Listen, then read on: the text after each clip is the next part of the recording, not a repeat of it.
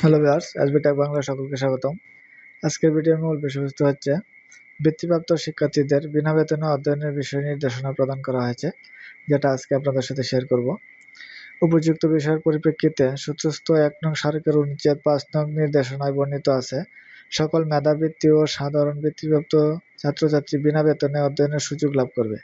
সরকারি অনুদানপ্রাপ্ত ও শিক্ষা বোর্ডের অধিভুক্ত কোনো শিক্ষা প্রতিষ্ঠান বৃত্তিপ্রাপ্ত ছাত্রছাত্রীর নিকট থেকে সাময়িক, মাসিক টিউশন ফি আদায় করতে পারবে না। বৃত্তিপ্রাপ্ত ছাত্রছাত্রীদের নিকট থেকে মাসিক বেতন, টিউশন ফি আদায় করলে ওই শিক্ষা প্রতিষ্ঠান প্রদানের বিরুদ্ধে বিধি ভঙ্গের জন্য আইনানুগ ব্যবস্থা গ্রহণ করা হবে।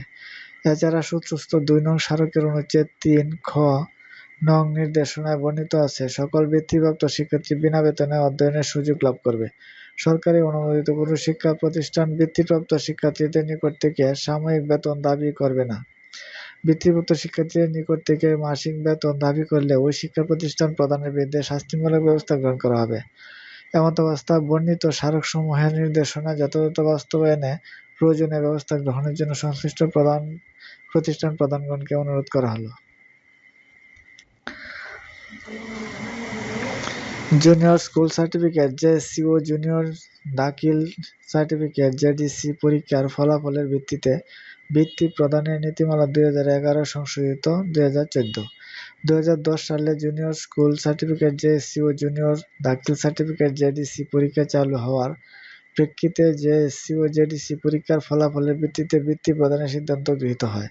উল্লেখ্য, 2009 সাল পর্যন্ত মাধ্যমিক ও উচ্চশিক্ষা অধিদপ্তরাধীন সংশ্লিষ্ট অঞ্চলের উপপরিচালকগণের তত্ত্বাবধানে অষ্টম শ্রেণীর শিক্ষার্থীদের জন্য অষ্টম শ্রেণীর বার্ষিক পরীক্ষার অতিরিক্ত পৃথকভাবে জুনিয়র বৃত্তি পরীক্ষা অনুষ্ঠিত হতো এবং মাদ্রাসা শিক্ষা বোর্ডের অধীনে অষ্টম শ্রেণীর মাদ্রাসা শিক্ষার্থীদের জন্য সমরূপ কোনো বৃত্তির প্রচলন ছিল না।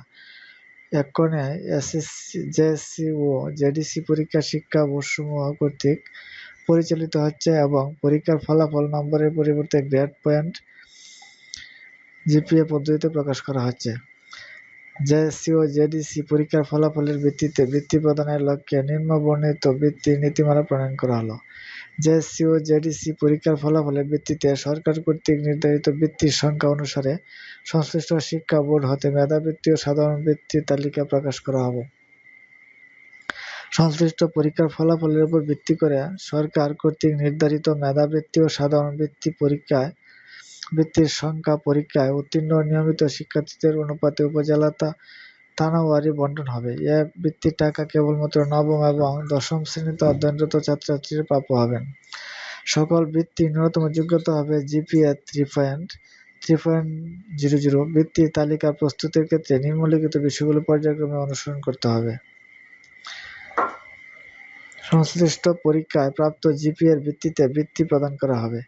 একাধিক শিক্ষার্থী একই গ্রেড হলে চতুর্থ বিষয় ব্যতীত প্রাপ্ত মোট নম্বরের ভিত্তিতে মেধাক্রম প্রস্তুত করতে হবে।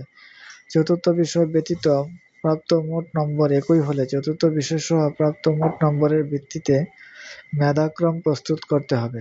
চতুর্থ বিষয়সহ প্রাপ্ত মোট নম্বর একই হলে পর্যায়ক্রমে বাংলা, ইংরেজি ও সাধারণ গণিতে প্রাপ্ত মোট নম্বরের ভিত্তিতে মেধাক্রম নির্ধারিত হবে।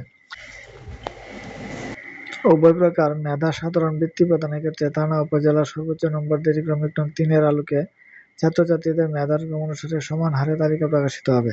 বিজোড় সংখ্যা বৃত্তি প্রদানের ক্ষেত্রে সর্বশ্রেষ্ঠ ছাত্রছাত্রী বিবেচনা না করে অধিক নম্বরধারীকে নির্বাচন করতে হবে। সকল মেধাবৃত্তি ও সাধারণ বৃত্তিপ্রাপ্ত ছাত্রছাত্রী বিনা বেতনে অধ্যয়নের সুযোগ লাভ করবে। সরকারি অনুদানপ্রাপ্ত ও শিক্ষা বোর্ডের অধিভুক্ত কোনো শিক্ষা প্রতিষ্ঠান বৃত্তিপ্রাপ্ত ছাত্রছাত্রীর নিকট থেকে মাসিক বেতন, টিউশন ফি আদায় করতে পারবে না।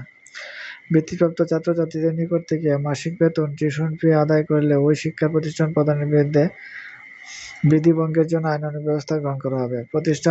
শিক্ষা প্রতিষ্ঠান প্রধান সরকার নির্ধারিত বিল ফরমে বৃত্তি খাতের কোড নম্বর উল্লেখপূর্বক বিল প্রস্তুত করে উপজেলার ক্ষেত্রে উপজেলা মাধ্যমিক শিক্ষা অফিসার এবং মহানগরের ক্ষেত্রে জেলা শিক্ষা অফিসারের প্রতি স্বাক্ষর গ্রহণপূর্বক সংশ্লিষ্ট হিসাবরক্ষণ কার্যালয়ে বিল জমা দিয়ে চেক সংগ্রহ করবে। বৃত্তিপ্রাপ্ত ছাত্রছাত্রীকে বৃত্তির অর্থ নগদ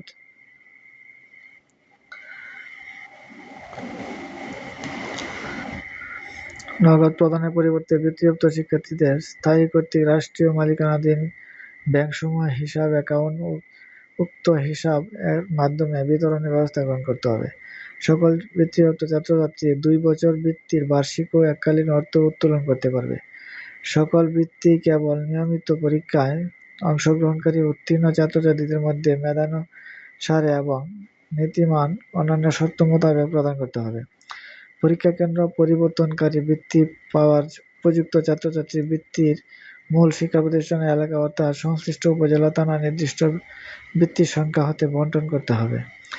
মেধা কোটায় বৃত্তিপ্রাপ্ত ছাত্রছাত্রীদের অনুপাত যাই হোক না কেন, মেধা ও সাধারণ উভয় কোটা মিলিয়ে সার্বিকভাবে ছাত্রছাত্রীরা আনুপাতিক হারে 50:50 বৃত্তি পাবে।